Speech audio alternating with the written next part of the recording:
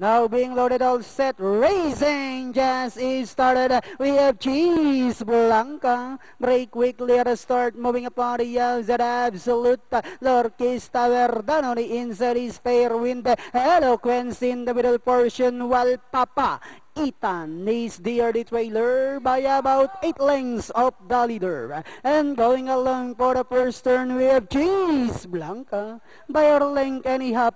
And in second is Absolute, 2 lengths further back. In third comes Fairwind. Next on that is Papa Ethan. In the middle portion, Eloquence, while Lorquis Tower now racing in less half-mile distance. They traveled. We have Cheese Blanca by a length and a half. Absolute in second, down in third now is Papa Ethan, and in fourth now is Fairwind. Then comes Lorquis Tower, while Eloquence now running at the tail of the field. And at the fourth turn we have Cheese Blanca, this time by about 2 lengths. Absolute remains in second, Papa Ethan, Lorquis Tower, Eloquence, while Fairwind now racing in last. And as they swing for home, we have Cheese Blanca now by about 6 lengths.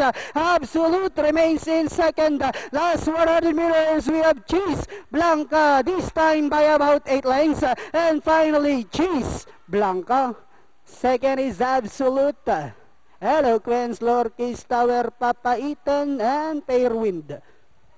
1546, unofficial, dito sa ating Boss J.S. Bar and Restaurant Race. 16 yung forecast na 1-5.